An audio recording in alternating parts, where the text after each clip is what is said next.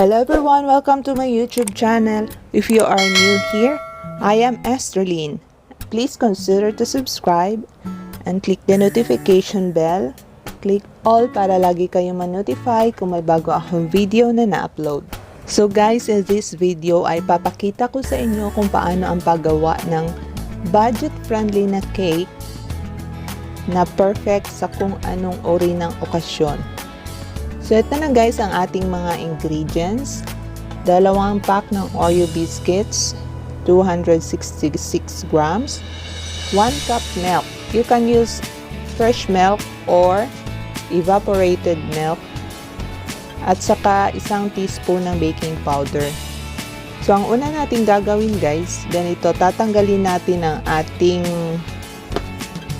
cream filling sa ating Oreo biscuits.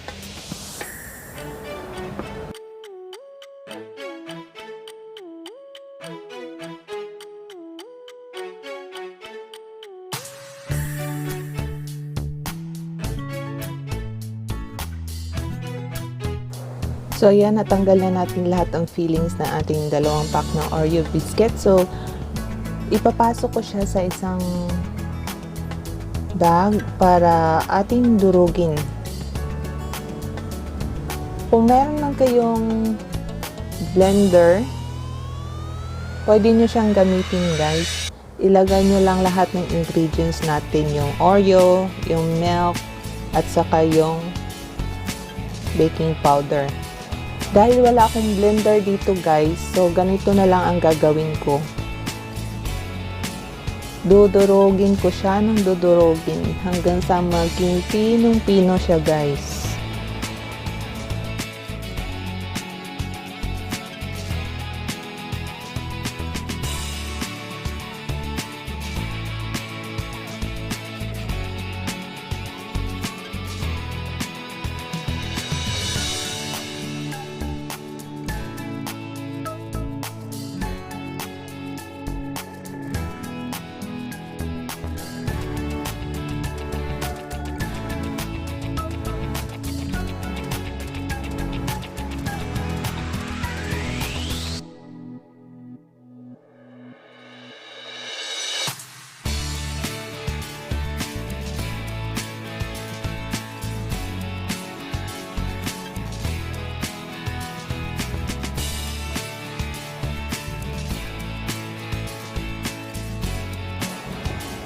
So yan, medyo pinong-pino na siya. Pwede na siguro to. Tingnan nyo natin. So yan guys, parang powder na siya pero medyo kulang pa. Dudurugin pa natin.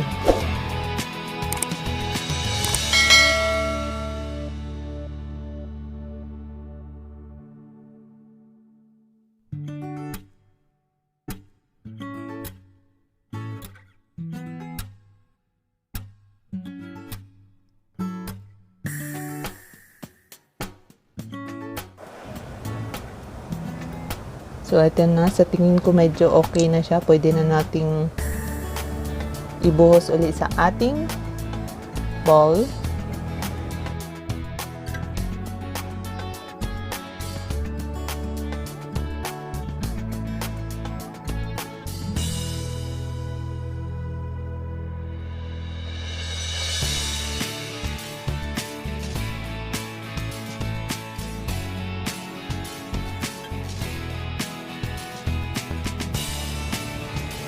Oh no, may iilan pa rin na medyo malaki guys. So gagamitan ko na lang ng kutsara para durugin.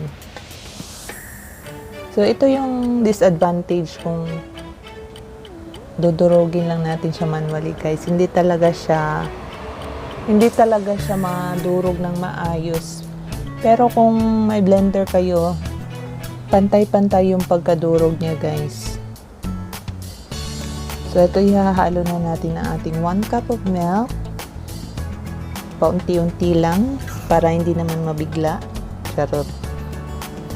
So, ayan guys. Unti-unti lang nating idadagdag yung ating gatas.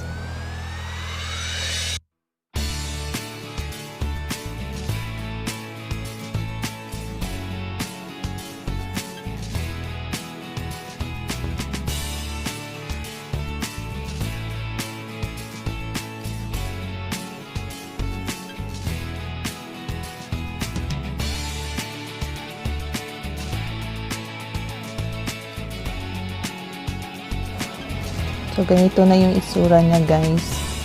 Pero, ubusin talaga natin yung 1 cup of milk. Dahil yun yung sakto na measurement niya. At idadagdag na rin natin ang ating 1 teaspoon of baking powder. Ihahalo lang natin silang maigi, guys.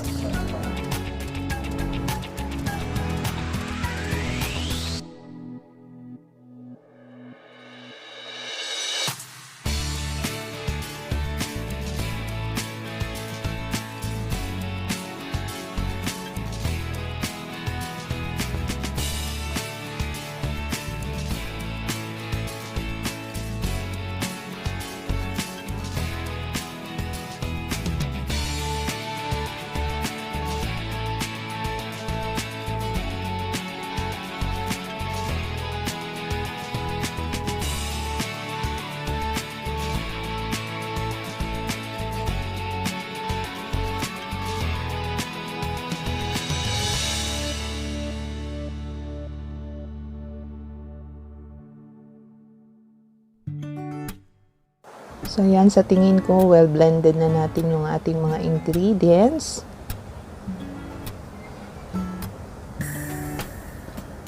Isi-set aside na muna natin siya at ihahanda natin yung ating pan. So, ito yung gagamitin ko, guys, heart shape na baking pan.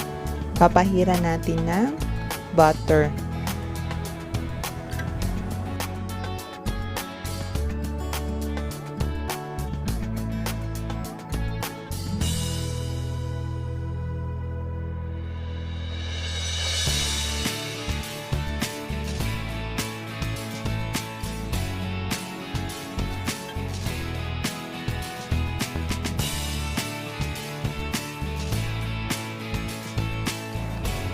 Pagkatapos nating pahiran, ilalagay natin ang ating baking sheet.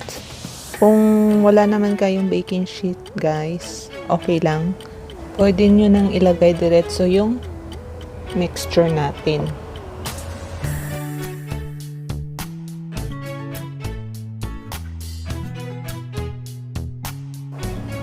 So yan, tapos na. Ilalagay na natin ang ating mixture.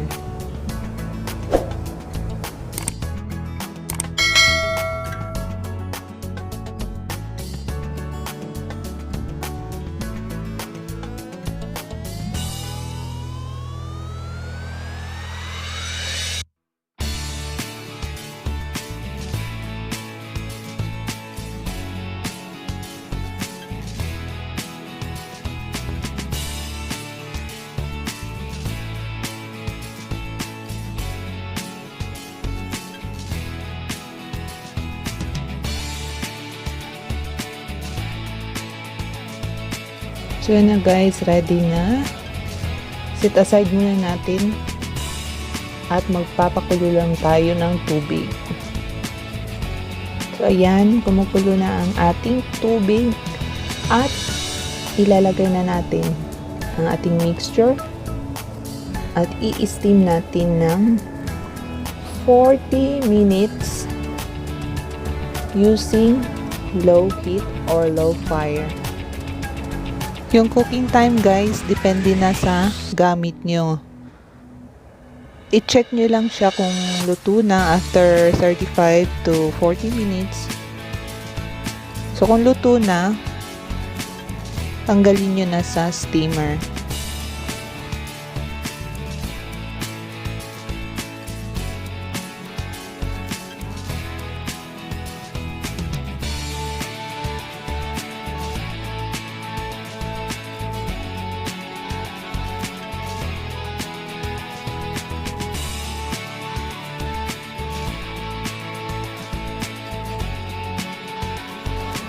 So, tapos na ang 40 minutes natin, guys. Tatanggalin na natin siya sa ating steamer at i-cool down na natin siya. So, ayan na, guys, ang ating very easy na Oreo cake. So, itong gagawin ko ngayon, optional lang siya. Depende sa inyo kung isi-serve nyo na agad-agad or lalagyan nyo pa ng mga decorations.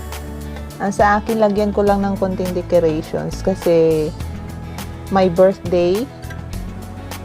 Kaya nag-decide ako na lalagyan natin ng konting dekorasyon. Ito pala guys, itong chocolate ay homemade lang, gawa ko lang. Siguro next time, ituturo ko sa inyo kung paano ko siya ginawa. Masarap din siya guys, promise.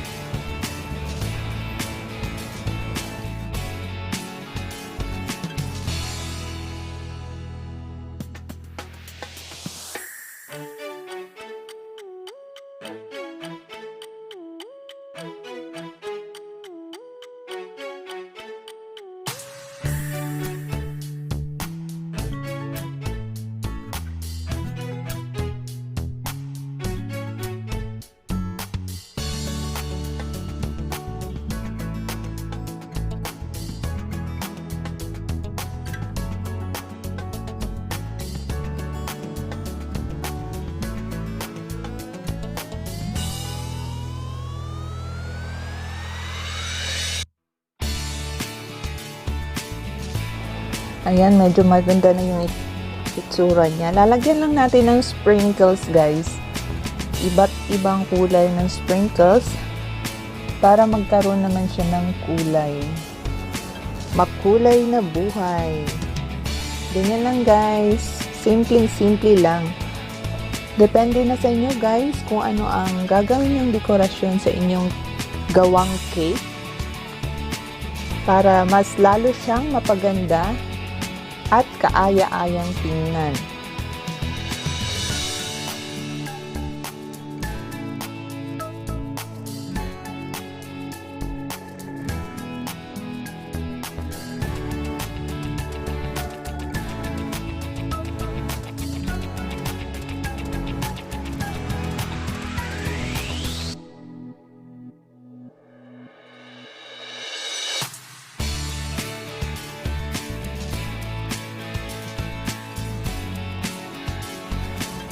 Thank you so much for watching, guys. Sana may natutunan kayo ngayon. See you in my next vlog. Bye!